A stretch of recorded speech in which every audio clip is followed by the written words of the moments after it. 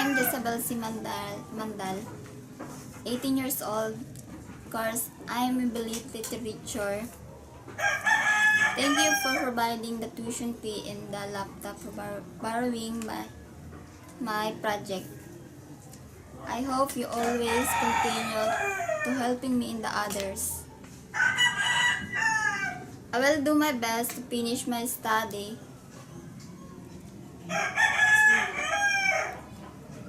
In my future, I plan in the future, I want to be teacher and to helping my parents. I hope someday you help me to finding the job if I finish my study. Thank you.